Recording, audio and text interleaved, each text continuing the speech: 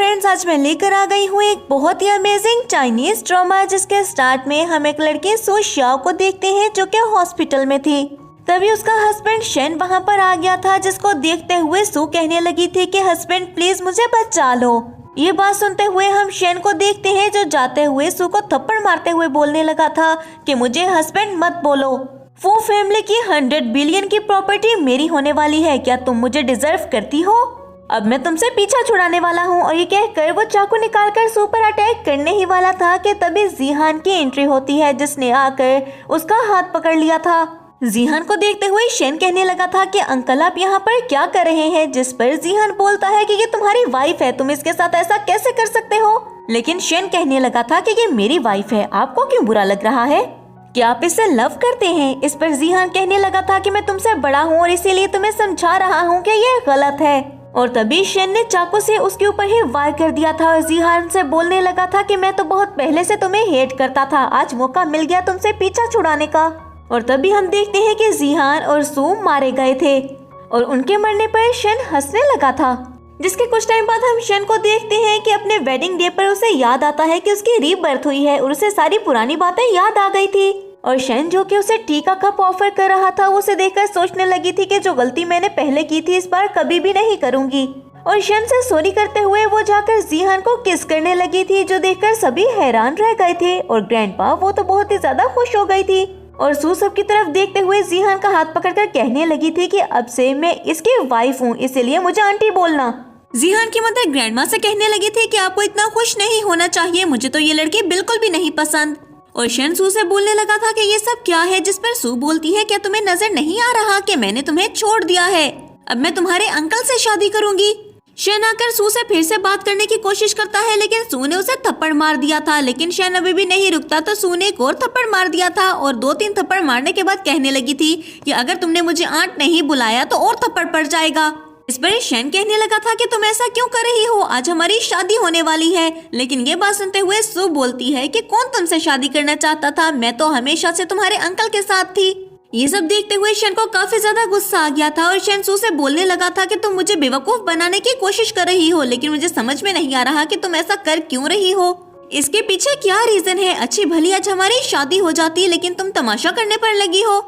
और जब सू उसकी कोई भी बात नहीं सुनती तो वो अपनी मदर से कहने लगा था कि मम्मा ये देखें ये हो क्या रहा है। और मिस वू ग्रैंडमा से कहने लगी थी कि ये देखें इस लड़की ने क्या किया, इसकी आज शेन से शादी होने वाली थी लेकिन ये जीहान के साथ क्या कर रही है। और सू कहने लगी थी कि आप अपने मसले सुलझाएं, मैं जीहान से शादी करके आती हूँ। और जीहान का हाथ पकड़कर उसे लेकर वहाँ से भाग गई थी। शेन चीखता है कि इन दोनों को पकड़ो, लेकिन गार्ड्स उनके पीछे भागते तो हैं पर उन्हें पकड़ नहीं पाते। बाहर जाते ही जीहान रुकता है और सू से कहने लगा था कि मुझे तो लगता है तुम मेरे पीछे पागल हो गई हो। इस पर सू जल्दी से उसका हाथ छोड़ते हुए कहने लगी थी कि मुझे माफ कर दीजिएगा, लेकिन मैंने आपका यूज किया। और जीहान बोलता है तुम तब से मेरा यूज कर रही थी क्या? इस पर सू कहने लगी थी कि हाँ, आपके उस धोखेबाज भांजे से बचने के लिए मुझे ये करना पड़ा। वो बिल्कुल भी अच्छा इंसान नहीं है, मैं तो आपको भी ये मशवरा दूंगी कि आप उससे दूर ही रहें, वो आपको कभी भी हर्ट कर सकता है, बस एक दफा उसे पैसा और पावर मिल जाए। ये बात सुनते हुए जीहान हाथ बांधते हुए कहने लगा था कि फिर तो मुझे तुम्हें थैंक्स करना चाहिए। अभी वो दोनों बातें कह ही रहे थे कि सू को एक कॉल आती है, जिस पर उसके फादर गुस्से से बोलने लगे थे कि जल्दी से घर वापस आओ। और कॉल बंद करते हुए सू कहने लगी थी कि मुझे जाना होगा और फिर अपना वेडिंग बैज उतारकर अपने पाँव से कुचल देती है। उसके जाते ही जीहान अपने असिस्टेंट को बुलाता है और उससे कहने लगा था कि मुझे इसकी सारी की सारी इंफॉर्मेशन चाहिए, वो भी 3 मिनट के अंदर।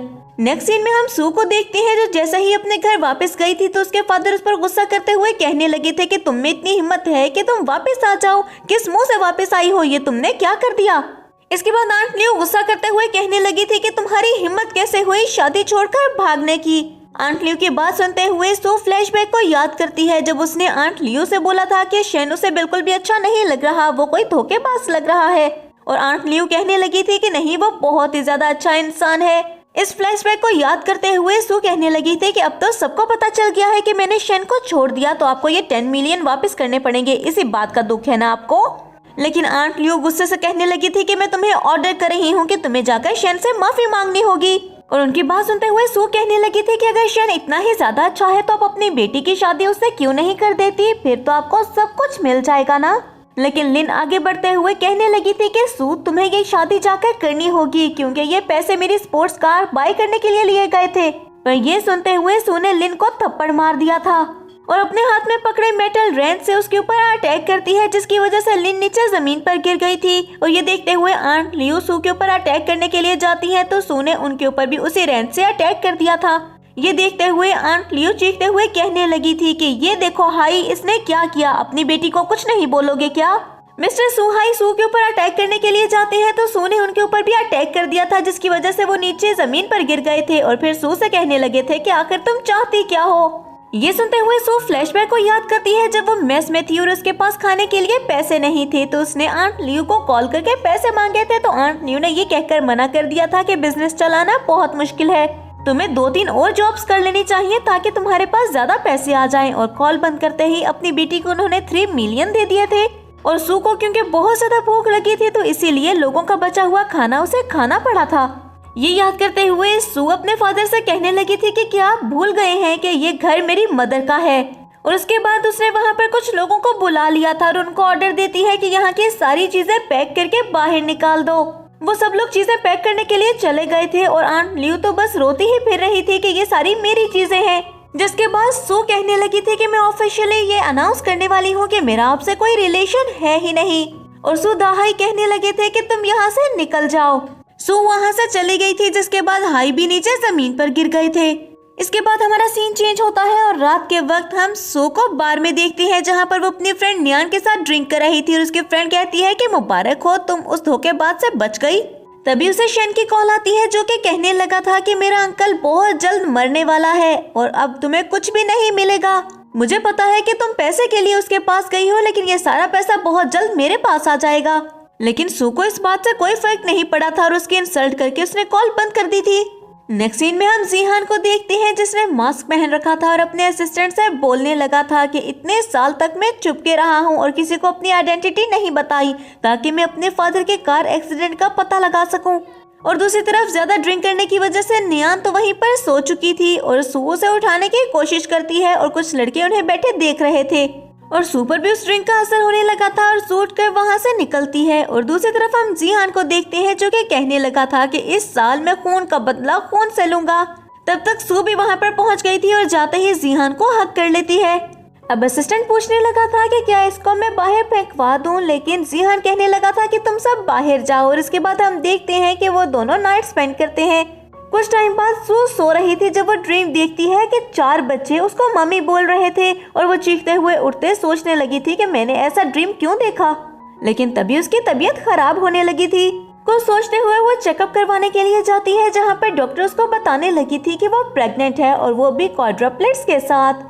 इस पर सू तो शौक रह ही गई थी, लेकिन दरवाजे के बाहर खड़े हम मिस फू और शन को भी देखते हैं जो कि शौक रह गए थे। और शन कहने लगा था कि मेरे साथ थी तो मुझे तो ये टच भी नहीं करने देती थी, अब ऐसा कैसे हो गया। तो मिस फू कहने लगी थी कि क्या ये बेबीज तुम्हारे अंकल के होंगे। और शन सोचने लगा था कि हम तो उन्हें पिल्स देते हैं तो फिर ऐसा कैसे हो सकता है, मुझे तो कुछ भी समझ में नहीं आ रहा। और मिस फू कहने लगी थी कि अगर ये उसके बेबीज होंगे भी तब भी मैं कुछ न कुछ कर ही लूंगी। वो फैमिली की सारी प्रॉपर्टी तुम्हें ही मिलनी चाहिए, मैं किसी और को वो प्रॉपर्टी नहीं दे सकती हूँ। शन जैसे ही पीछे की तरफ देखता है तो वहाँ पर जीहान आ चुका था जो कि पूछने लगा था कि आप यहाँ पर क्या कर रहे हैं। और आंटू बोलने लगी थी कि कुछ भी तो नहीं, तुम जाओ यहाँ से। और जीहान वहाँ से बाहर की तरफ चला गया था। और तभी हम देखते हैं कि जैसे ही सू रूम से बाहर आई थी तो शन ने उसे डस्टबिन में बंद करते हुए बाहर की तरफ ले जाने लगा था। सू जैसे ही जीहान को देखती है तो चीखते हुए उसे हेल्प के लिए बुलाने लगी थी। शन सू को उस रूम में ले आया था जहाँ पर बहुत ज्यादा डेड बॉडीज पड़ी थी, जिन्हें देखते हुए सू पूछने लगी थी कि आखिर तुम क्या चाहते हो। तो शन कहने लगा था कि तुम्हारे इन बेबीज को खत्म करना चाहता हूँ। सू को सामने एक स्टिक नजर आती है और जल्दी से आगे बढ़ते हुए वो स्टिक को उठाने ही वाली थी कि शन उसका हाथ पकड़कर बोलने लगा था कि अभी भी तुम मुझे रोकने की कोशिश करोगी। और सू को थप्पड़ मारते हुए शन ने उसे पीछे की तरफ धक्का दे दिया था। जब सू जल्दी से जीहान को कॉल करते हुए बताने लगी थी कि मैं प्रेग्नेंट हूँ लेकिन मेरी हेल्प करो। और इतने में शन ने उसके ऊपर अटैक कर दिया था और उसकी चीख गूंजती है। और ये देखकर जीहान परेशान हो गया था। अपने कार्ड से सू का पता लगवाते हुए जीहान जल्दी से वहाँ पर पहुँच गया था और सू को लेते हुए बाहर की तरफ आ जाता है। और कुछ ही देर में वहाँ पर ग्रैंडमा भी आ चुकी थी जो कि शन की तरफ देखते हुए कहने लगी थी कि इस बच्चे की तुमने क्या हालत कर दी। और कुछ ही देर में डॉक्टर आकर बताने लगी थी कि सू बिल्कुल ठीक है और उसके बेबीज भी बिल्कुल ठीक है। और बेबीज का सुनकर तो ग्रैंडमा बहुत ज्यादा खुश हो गई थी जब शन कहने लगा था कि ये बेबीज अंकल के हो ही नहीं सकते। और ये सुनते हुए सू कहने लगी थी कि अगर तुम डीएनए टेस्ट करवाना चाहते हो तो मैं उसके लिए रेडी हूँ, चलो अभी करवाएं। और मिस फू शन को लेकर फौरन से वहाँ से निकलने की करती है। और उनके जाते ही जीहान सू का हाथ पकड़ते हुए उसे कहने लगा था कि आज से तुम मेरे घर पर रहोगी। और सू जैसे ही उसके घर पर जाती है तो उसका इतना बड़ा विला देखकर वो तो हैरान ही रह गई थी।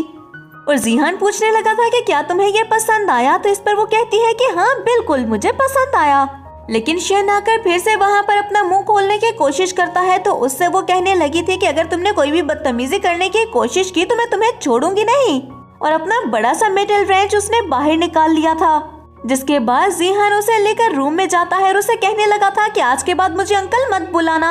और सू कहने लगी थी फिर मैं तुम्हें क्या बुलाऊं, तो जीहान वहाँ से चला गया था। जिसके जाते ही सू हंसते हुए कहने लगी थी कि ये बहुत ही ज्यादा इनोसेंट है। नेक्स्ट सीन में हम सू को देखते हैं जो कि शॉवल ले रही थी और उसके रूम में शन आते हुए कोयले और कांच फेंक चुका था और सोचने लगता है कि इस बार तुम अपने बच्चों को बचा नहीं पाओगी। सू जैसे ही वॉशरूम से बाहर आती है तो बाहर गिरे ऑयल की वजह से वो स्लिप होने लगी थी और ग्रिल से वो नीचे पूल में गिर जाती है जहाँ पर वो पहले ही स्विम कर रहा था। अब सू चीखने लगी थी जिस पर जीहान उसे कहता है कि चुप भी कर जाओ। सू सॉरी करते हुए उठने की कोशिश करती है लेकिन वो फिर से स्लिप हो गई थी जिस पर जीहान उसको पकड़ने की कोशिश करता है और उसको उसने किस कर दिया था और सू को इसके साथ ही छींकें भी आने लगी थी। तभी जीहान मेड माओ को बुलाते हुए वहाँ से सू को ले जाने के लिए बोलता है और जैसे ही सू वहाँ से गई थी तो जीहान सोचने लगा था कि कोई तो है जो इसे हार्म करने की कोशिश कर रहा है। रात में हम जीहान को देखते हैं जो कि सू से मिलने के लिए गया था और सू चेंज कर रही थी और उसे देखकर चीखने लगती है। तभी जीहान दूसरी तरफ देखने लगा था और फ्री होते हुए सू कहने लगी थी कि ठीक है अब तुम देख सकते हो। तो जीहान कहने लगा था कि आज से तुम मेरे रूम में रहोगी और सू को लेकर अपने रूम में आ गया था और कहने लगा था कि यहाँ पर कोई भी नहीं आ सकता और ना ही कोई तुम्हें बुली करने की कोशिश करेगा। इस पर सू कहने लगी थी कि ये जरूर शन ने किया होगा। ये बात सुनते हुए जीहान बोलता है कि जो भी करेगा अगर मेरी चीजों को कोई हार्म करने की कोशिश करेगा तो वो मारा जाएगा। इस पर सू कहती है तो क्या मैं तुम्हारी हूँ।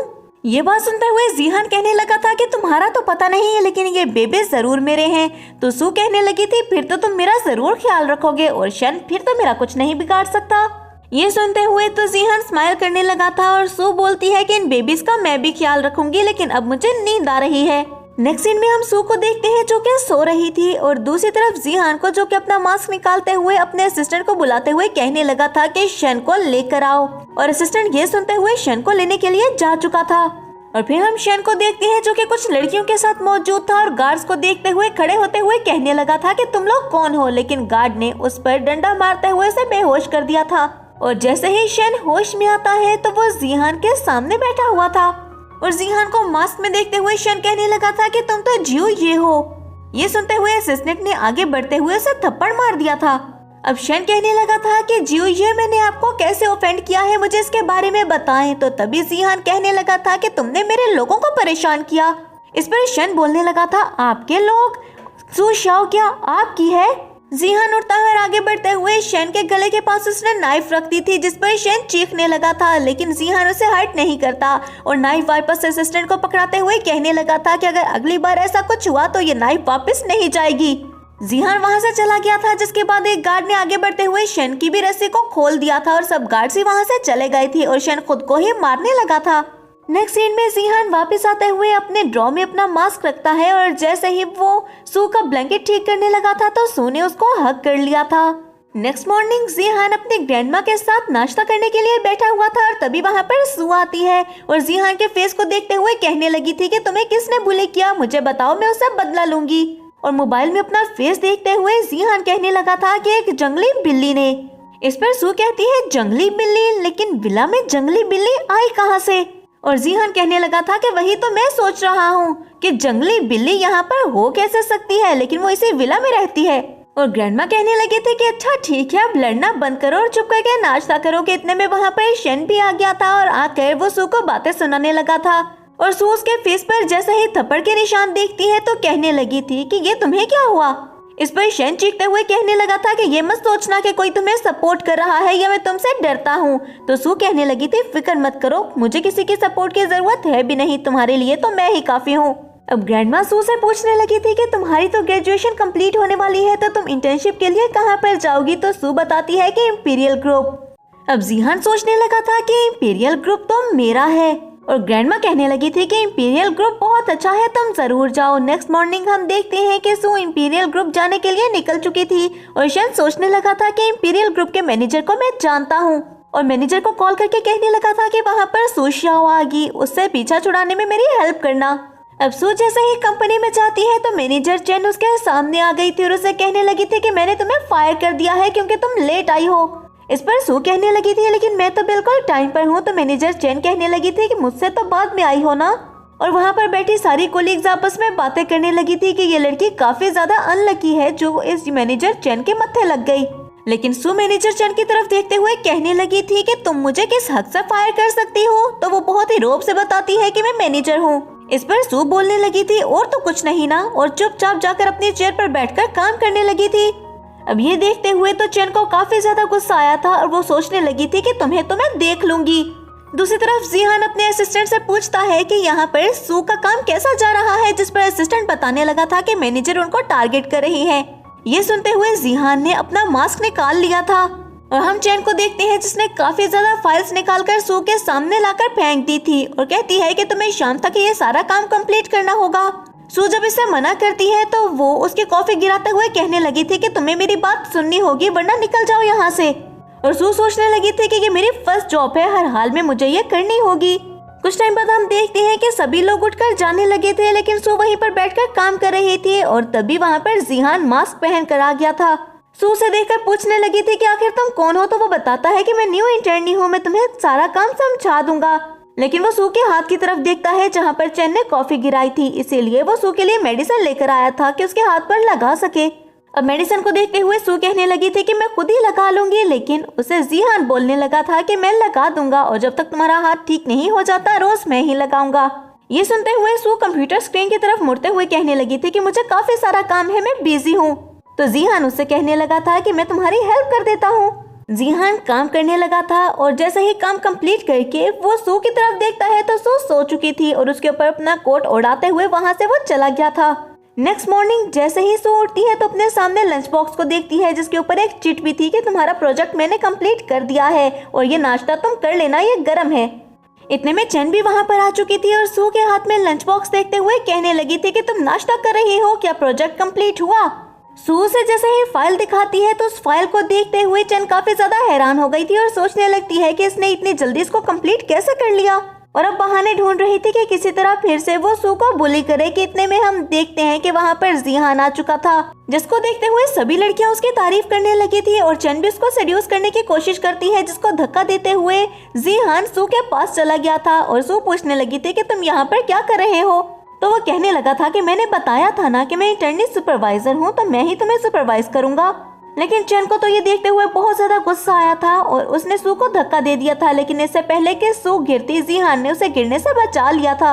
अब चेन खुद को बहुत ही अच्छा शो करने के लिए जीहान से कहने लगी थी कि ये देखो, ये प्रोजेक्ट मैंने एक ही रात में कंप्लीट कर लिया, और अपनी बहुत ज्यादा तारीफें भी करने लगी थी। और उस फाइल को देखते हुए जीहान ने वही फाइल चेन के ऊपर फेंक दी थी और चेन से कहने लगा था कि तुम टॉप यूनिवर्सिटी से पढ़ी हो, इसीलिए लोगों का काम चुराती हो। एंड पर देखो किसके सिग्नेचर हैं, और एंड पर सू के सिग्नेचर देखकर वो खुद भी हैरान रह गई थी।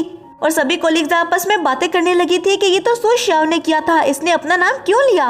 चेन बहुत ही ज्यादा एम्बेरस हो गई थी और कहने लगी थी कि मैं तुम्हें भी फायर करती हूँ, निकल जाओ इस कंपनी से। ये सुनते हुए सू बोलती है कि मुझे यहाँ रहना भी नहीं है, और जीहान का हाथ पकड़ते हुए वहाँ से निकलने ही वाली थी कि चेन ने सिक्योरिटी को बुला लिया था और सू ने फायर एक्सटिंग्विशर से उन सबके ऊपर अटैक कर दिया था और फिर जीहान का हाथ पकड़कर वहाँ से भागती है। बाहर आते हुए सू ने अपना हाथ छुड़ा लिया था और तभी से देखते हुए जीहान कहने लगा था कि तुम्हें क्या हुआ। तो सू कहने लगी थी कि मैं सोच रही हूँ मैं इस कंपनी में कैसे आ गई, अगर यहाँ की मैनेजर ऐसी है तो यहाँ का बॉस कैसा होगा। इस पर जीहान कहने लगा था कि क्या पता वो अच्छा हो। तो सू बोलती है अच्छा कैसे हो सकता है, अभी तक तो एक दफा भी कंपनी में भी नहीं आया।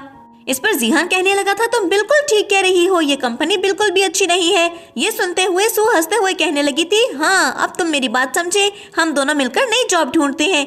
अब जीहान कहने लगा था कि अगर चेन को फायर कर दिया जाए। तो ये सुनते हुए सू हंसते हुए कहने लगी थी तुम तो ऐसे बात कर रहे हो जैसे यहाँ के बॉस तुम हो। और हंसते हुए सू वहाँ से चली गई थी, जिसके जाने के बाद चेन वहाँ पर आती है और जीहान से कहने लगी थी कि इसे नील डाउन होकर मुझसे अपोलोजाइज करना होगा और तुम्हें भी। लेकिन जीहान ने उसे गले से पकड़ लिया था और कहने लगा था कि जिसकी मैं केयर करता हूँ कोई भी उसको बुली नहीं कर सकता, वरना मैं उसको छोड़ूंगा नहीं। और चेन को जैसे ही ये पता चलता है कि वो जू ये है तो इस पर तो वो काफी ज्यादा डर गई थी। नेक्स्ट सीन में हम सू को देखते हैं जो कि घर जाते हुए खाने की टेबल पर बैठ के खाना खाने ही वाली थी, लेकिन वो फिर शेन और मिस वो को देखती हैं जो कि घूर रही थे।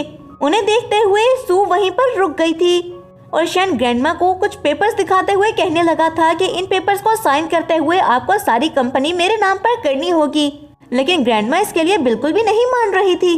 अब शेन कहने लगा था कि आपकी कंपनी को मेरी मदर संभाल रही थी तो इसीलिए ये कंपनी मुझे ही मिलनी चाहिए। ये बात सुनते हुए सू गुस्से से खड़े होते हुए कहने लगी थी कि अगर तुम में इतनी ज्यादा एबिलिटी है तो सबसे पहले अपनी एबिलिटी को साबित करो, ये प्रूव करो कि तुम कुछ कर भी सकते हो, क्योंकि मुझे तो तुम निकम्मे ही लगते हो। ये सुनते हुए शेन गुस्से से कहने लगा था कि आखिर तुम हो कौन? तो सू कहने लगी थी कि मैं तुम्हारी आंट हूँ। इस पर शेन बोलता है कि क्या तुम्हारे पास सर्टिफिकेट है? बिला वजह आकर मेरे मुंह मत लगो। लेकिन इतने में जीहान वहाँ पर आ गया था जो कि चेयर के ऊपर बैठते हुए कहने लगा था कि बेशक सर्टिफिकेट मिला है या फिर नहीं, लेकिन ये मेरी है और क्या तुम्हारे अंदर मेरे खिलाफ जाने की हिम्मत है? शेन जो कि जीहान को बहुत ही गौर से देख रहा था कहने लगा था कि आखिर ये 9th मास्टर की तरह कैसे लग रहा है? नहीं, ये तो इम्पॉसिबल है। और इसके साथ ही जीहान ये भी कहने लगा था कि वो कुछ शेयर सू को देना चाहता है। और ये बात सुनते हुए तो शेन और मिस वू काफी ज्यादा हैरान रह गए थे। लेकिन शेन जब ऑब्जेक्शन करता है तो ग्रैंडमा कहने लगी थी कि सबके बारे में बाद में बात करेंगे, मैं अभी मरी नहीं हूँ। रूम में आते हुए जीहान सू से पूछने लगा था कि आखिर ये सब तुम क्यों कर रही हो, जिस पर सू कहने लगी थी अपने बेबीज के लिए। इस पर जीहान बोलता है कि सिर्फ बेबीज के लिए, तो सू बोलती है कि और किसके लिए करूंगी। तभी जीहान कहने लगा था कि मैं तुमसे शादी करके तुम्हारी रिस्पॉन्सिबिलिटी लूंगा, लेकिन सू कहने लगी थी कि मैं किसी पर भी डिपेंड नहीं करना चाहती हूँ, मुझे पता है मैं सब कुछ अकेले संभाल लूंगी। और इसके साथ ही सू को कुछ याद आता है तो वो जीहान से कहने लगी थी कि मेरी कंपनी में एक इंटर्नी सुपरवाइजर है जो कि बोल रहा था कि वो तुम्हारा फ्रेंड है, तुमने मुझे उसके बारे में नहीं बताया, लेकिन वो काफी अच्छा है। और वो उसकी तारीफें करने लगी थी, जिस पर जीहान कहने लगा था क्या तुम उसको पसंद करने लगी हो? सू हैरान होकर उसे देखती है तो जीहान कहने लगा था कि तुम रेस्ट करो, मुझे चलना चाहिए, और जल्दी से रूम से बाहर चला गया था। और सू कहने लगी थी कि इतना ज्यादा गुस्सा क्यों कर रहा था। नेक्स्ट सीन में हम जीहान को देखते हैं जो कि सू पर भी अभी गुस्सा था कि तभी असिस्टेंट आके उसे एक फाइल देते हुए कहने लगा था कि तुम्हारे फादर के एक्सीडेंट के बारे में मुझे कुछ पता चला है। उस फाइल को देखते हुए जीहान बंद करते हुए असिस्टेंट से पूछने लगा था कि मुझे तो इस लड़की की कुछ भी समझ में नहीं आ रही है, मुझे इसके बारे में बताओ। लेकिन असिस्टेंट बेचारे को क्या पता। असिस्टेंट को वहाँ से भेजते हुए जीहान वहाँ पर सू की बातें याद करते हुए सोचने लगा था कि क्या उसे मेरी एज से प्रॉब्लम है कि मैं उससे बड़ा हूँ। नेक्स्ट मॉर्निंग हम जीहान को देखते हैं जो कि अपनी गाड़ी में बैठा हुआ था और बाहर की तरफ जा रहा था। और उसे देखते हुए सू भागते हुए गाड़ी के करीब आती है और उससे कहने लगी थी क्या तुम मुझे भी बाहर ले जाओगे राइड पर? लेकिन जीहान उसे लेकर नहीं गया था। और उसे देखते हुए सू कहने लगी थी कि अगर मुझे ले जाता तो मैं कौन सा पेट्रोल ज्यादा लगवा देती इसका। और फिर हम कंपनी सीन देखते हैं जहाँ पर जीहान मास्क पहनकर सू के सामने आया था और उसे डेट पर चलने के लिए और अपनी गर्लफ्रेंड बनने के लिए प्रपोज करता है। तभी एक कोलीग कहने लगी थी कि ये तो सिर्फ एक इंटर्नी है, तुम्हें इसमें क्या पसंद आया? वैसे अगर मैं होती तो मैं तो तुम्हें फायर ही कर देती। ये सुनते हुए जीहान कहने लगा था कि तुमने मुझे अच्छा आइडिया दिया, मैं तुम तीनों को फायर करवा देता हूँ। और वो तीनों लड़कियां उसे बुली करने लगी थी, लेकिन तभी उन तीनों को एक कॉल आती है जिस पर उन्हें कहा गया था कि उन तीनों को फायर कर दिया गया है। ये सुनते हुए वो तीनों ही शॉक रह गई थी। ये देखते हुए तो सू भी हैरान रह गई थी। और फिर वो जीहान की तरफ देखते हुए कहने लगी थी क्या सच में तुम यहाँ के बॉस हो? जिस पर जीहान कहने लगा था क्या तुम्हें कोई शक है? और ये कहकर वो अपने ऑफिस में चला गया था। तो सू उसके पीछे जाते हुए उसे अपोलोजाइज करते हुए कहने लगी थी कि मैंने तुमसे कल जो कुछ भी बोला उसके लिए मुझे माफ कर दो, मैं बॉस के बारे में कुछ भी गलत नहीं बोलना चाहती थी। जीहान सू का हाथ पकड़ते हुए उसे चेयर पर बिठाते हुए उस पर झुकते हुए कहने लगा था कि क्या तुम मुझसे डरती हो? जिस पर सू ना में सर हिलाने लगी थी। और जीहान कहने लगा था कि आज तुम्हें मेरे साथ पार्टी पर मेरी डेट बनकर चलना होगा।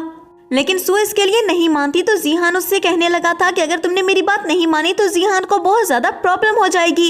इस पर सू फौरन से मुड़ते हुए कहने लगी थी कि वो तो तुम्हारा फ्रेंड है ना, तुम उसको कुछ भी नहीं बोलोगे। तो जीहान कहने लगा था क्या तुम्हें उसकी फिक्र हो रही है?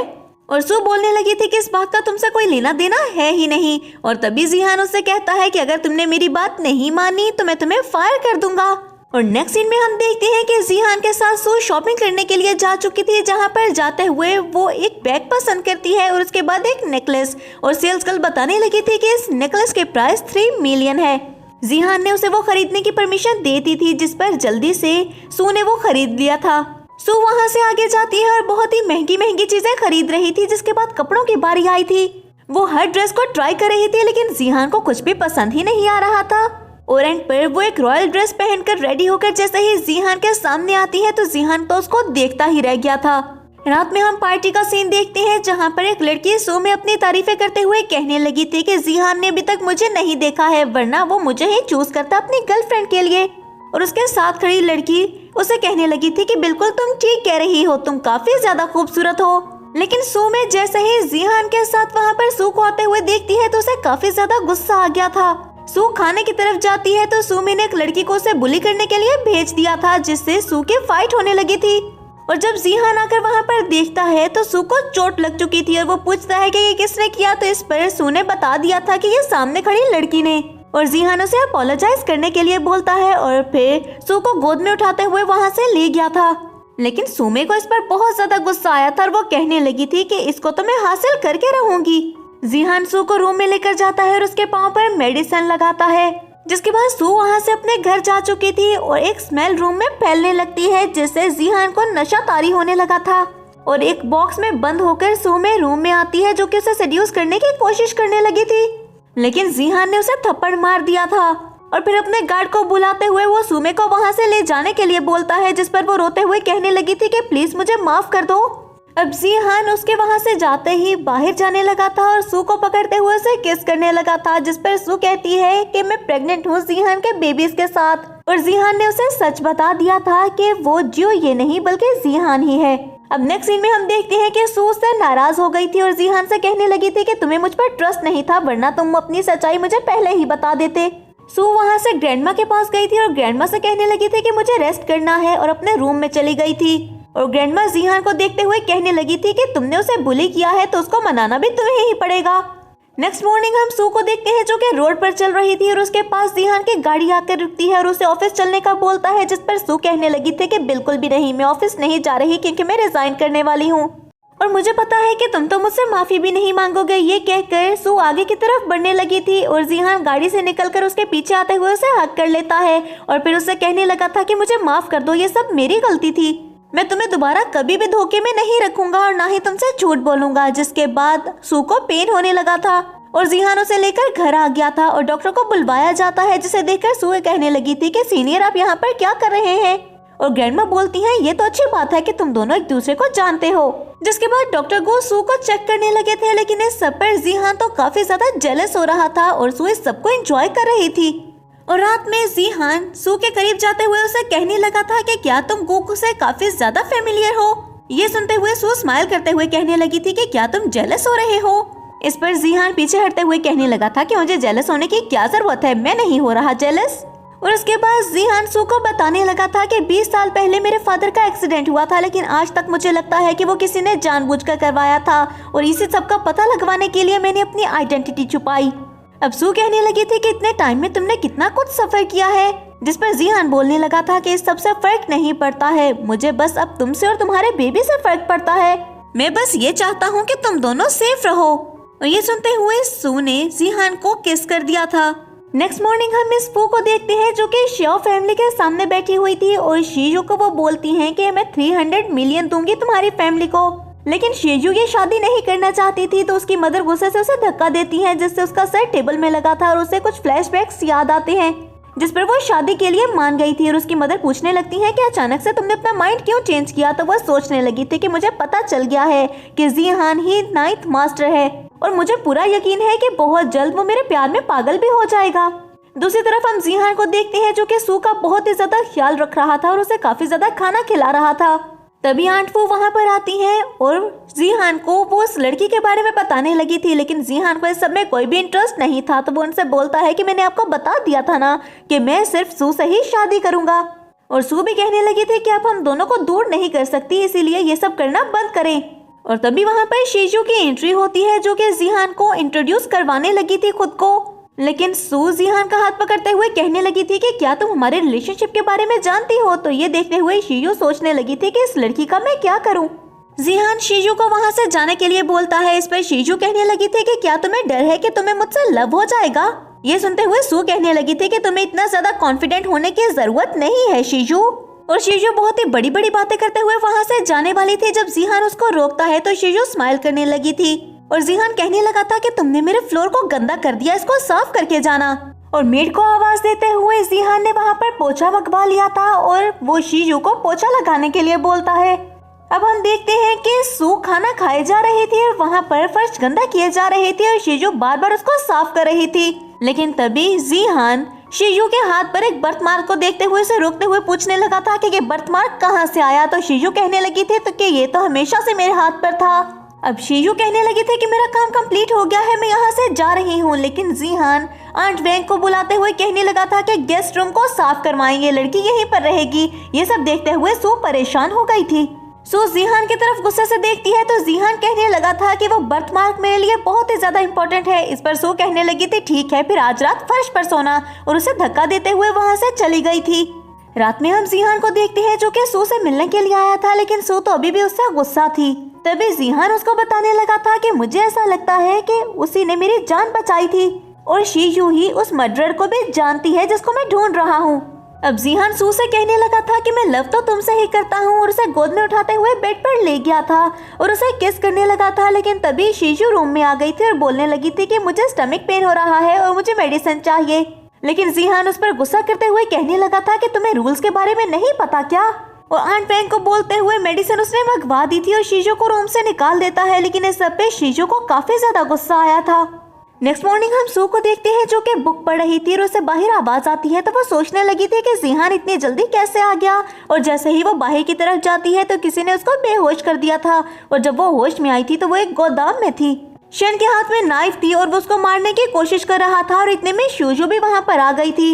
और शीजू कहने लगी थी कि सू मैं तो तुम्हें यहाँ पर बचाने के लिए आई हूँ। और नाइफ पकड़ते हुए कहती है कि सोचो अगर मैं तुम्हें यहाँ पर हर्ट कर दूँ तो तुम और तुम्हारे बेबीज दोनों ही मारे जाएंगे। इस पर सू कहने लगी थी कि तुम काफी ज्यादा जालिम हो। तो शीजू उसे गले से पकड़ते हुए कहती है कि ये सब तुम्हारी वजह से है, क्योंकि अगर तुम ना होती तो जीहान मुझसे लव करता।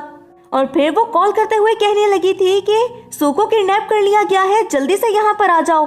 जीहान जैसे ही ये सुनता है तो वो काफी ज्यादा परेशान हो गया था और वो फैक्ट्री जाने के लिए निकलता है। और सू को तो टेंशन के मारे पसीना ही आने लगा था, जिसे देखकर शेन उसका मजाक उड़ाता है। लेकिन कुछ ही देर में जीहान वहाँ पर पहुँच गया था। अब जीहान कहने लगा था कि तुम में से किसी ने इसे हर्ट करने की कोशिश की तो मैं तुम्हें जान से मार दूंगा। लेकिन शेन को इस सब की कोई भी फिक्र नहीं थी। तभी जीहान बोलता है कि तुम जो चाहोगे मैं तुम्हें वो दे दूंगा, लेकिन तुम सू को जाने दो। इस पर शेन उसका मजाक उड़ाते हुए कहने लगा था कि मेरे भाई को तो पैसों की कोई फिक्र ही नहीं है, देखो सू के लिए कितना ज्यादा परेशान हो रहा है ये। और कुछ ही देर में सू को बचाते हुए उसे वो हॉस्पिटल ले गया था। और ये देखते हुए शीजू को काफी ज्यादा गुस्सा भी आया था। नेक्स्ट मॉर्निंग हम सू को देखते हैं जिसे होश आ चुका था और वो जीहान को बताने लगी थी कि ये सब जो कुछ भी हो रहा था उन्होंने खुद नहीं किया, बल्कि उन्हें ऑर्डर किया गया था ये सब कुछ करने के लिए। इस पर जीहान कहने लगा था कि क्या तुम्हें उस पर्सन के बारे में पता है। तभी सू बताने लगी थी कि उसका नाम शीजू है। ये बात सुनते हुए जीहान कहने लगा था कि उसने तो तुम्हें बचाया है। तभी सू कहने लगी थी कि क्या तुम्हें लग रहा है कि मैं तुमसे झूठ बोलूंगी। जीहान रूम से बाहर जाता है और उसने अपने असिस्टेंट को सब कुछ पता लगाने के लिए बोला था, जिसके बाद असिस्टेंट वहाँ से चला गया था।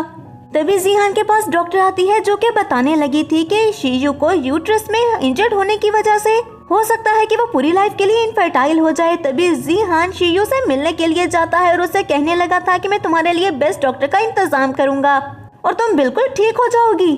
शीजू ने जीहान को हक कर लिया था, लेकिन तभी वहाँ पर सू आ जाती है जो कि उनके देखकर काफी ज्यादा गुस्से में आ गई थी। और जीहान उसके पीछे भागता है, लेकिन शीजू ने उसका हाथ पकड़ लिया था। सू वहाँ से चली गई थी और अपना हाथ छुड़ाते हुए जीहान भी सू के पीछे जाता है। अब जीहान सू के पास जाते हुए उसे सब कुछ बताने लगा था कि उसका प्लान क्या था और बताता है कि मैं पहले से ही जानता था कि शीजू क्या करने वाली है और इस शीजू को तो पता भी नहीं होगा कि मैं उसके बारे में सब कुछ जानता हूँ और उसकी लाइफ अब डेथ से भी बुरी होने वाली है। मैंने तुमसे कहा था ना कि जो भी तुम्हें हार्म करने की कोशिश करेगा मैं उसको नहीं छोड़ूंगा। इस पर सू सॉरी करते हुए कहने लगी थी कि मैंने तुम्हें गलत समझा, इसके लिए मुझे माफ कर दो। रात के वक्त हम जीहान को उसे गोदाम में देखते हैं जहां पर उसने उन दोनों लोगों को ही पकड़ा हुआ था जो कि सू को किडनैप करने में शामिल थे। वो दोनों माफी मांगते हुए कहने लगे थे कि हमें माफ कर दो, ये सब हमें शीजू ने करने के लिए कहा था। और कुछ ही देर में शीजू को भी वहाँ पर बुला लिया गया था और जिहान उसे कहने लगा था कि तुम्हें क्या लगता है कि तुम मुझे बेवकूफ बना सकती हो, ऐसा कभी भी नहीं होगा। अब जिहान कहने लगा था कि वो कौन इंसान था जो कि तुम्हारी हेल्प कर रहा था। इस पर शीजू बोलती है कि अगर उसके बारे में मैं तुम्हें ना बताऊं तो तुम्हें कभी भी पता नहीं चलेगा। इस पर जिहान अपने गार्ड से बोलता है कि इसको तब तक मारो जब तक कि उसका नाम ना बता दे। तो शीजू कहने लगी थी कि रुको, मैं तुम्हें नाम बताती हूँ, और उसने जिहान को उस पर्सन का नाम बता दिया था। इसके बाद नेक्स्ट सीन में हम ग्रैंडमा को देखते हैं जो कि सू से मिलने के लिए हॉस्पिटल गई थी और उसको सूप पिलाने लगती है। और दूसरी तरफ आंट फू और शेन को देखते हैं जहाँ पर आंट फू कहने लगी थी कि शीजू से तो कुछ भी नहीं हुआ, और फिर किसी को कॉल करते हुए कहने लगी थी कि अब तुम्हें हमारा ख्याल रखना होगा। तभी एक डॉक्टर रूम में आ चुके थे जो कि सू से बोलते हैं कि तुम्हारी हेल्थ के लिए मुझे तुम्हें एक इंजेक्शन लगाना होगा। सू उसको देखते हुए कहने लगी थी कि डॉक्टर ने मुझे ऐसा कोई इंजेक्शन लगाने को नहीं कहा, तो फिर आप मुझे ये इंजेक्शन क्यों लगा रहे हैं? आप मुझे मारना चाहते हैं? और तब तक जिहान भी वहाँ पर आ चुका था जो कि डॉक्टर को धक्का देते हुए कहने लगा था कि तुमने ये सब कुछ क्यों किया, तुमने ही मेरे फादर को भी मारा था। और इतने में आंट फू भी वहाँ पर आ गई थी जो कि जिहान से कहने लगी थी कि इसको छोड़ दो, ये तुम्हारा ब्रदर इन लॉ है। तभी ग्रैंडमा कहने लगी थी कि फू तुम ऐसा कैसे कर सकती हो, तुम तीनों ने मिलकर ये सब क्या किया हमारे साथ। इस पर वो तीनों बताने लगे थे कि उन्हें फू फैमिली की सारी प्रॉपर्टी चाहिए थी जो कि उन्हें नहीं मिल रही थी, तो इसके लिए वो सबको खत्म करना चाहते थे ताकि सब कुछ उनको मिल जाए। और उनको पुलिस के हवाले करते हुए जिहान सू को किस करता है। और कुछ सालों बाद हम देखते हैं कि वो दोनों एक रूम में थे और चारों बच्चे भागते हुए उनके पास आते हैं। लेकिन बच्चों को वहाँ पर उस वक्त देखकर जिहान का तो मूड ही खराब हो गया था, लेकिन सू हंसने लगी थी और फिर जिहान से कहती है कि मेरे बच्चों को बुली करने की कोशिश मत करना जिहान, क्योंकि अगर तुमने ऐसा करने की कोशिश की तो मैं तुम्हें इस रूम में नहीं रहने दूंगी। तभी जिहान चुपचाप सो गया था और आधी रात को सू को जैसा ही वो हक करता है तो सू कहने लगी थी कि बच्चे कहाँ पर गए, तो जिहान कहने लगा था उनको मैं उनके रूम में बंद कराया। ये कहते हुए उसने सू को हक कर लिया था और इसके साथ ही हमारा ये ड्रामा यहीं पर एंड हो जाता है। तो फ्रेंड्स, मैं उम्मीद करती हूँ कि आपको ये ड्रामा पसंद आया होगा। अगर आपने इसको एंजॉय किया है तो वीडियो को लाइक करें, और अगर आप हमारे चैनल पर न्यू हैं तो चैनल को सब्सक्राइब करके बेल आइकन के बटन को प्रेस कर दें ताकि न्यू आने वाले ड्रामास आपको बिना किसी देरी के मिलते रहें। और इस ड्रामा में आपको कौन सा कैरेक्टर सबसे ज्यादा पसंद आया और कौन सा सीन सबसे ज्यादा मजे का लगा, कमेंट सेक्शन में जरूर बताएं।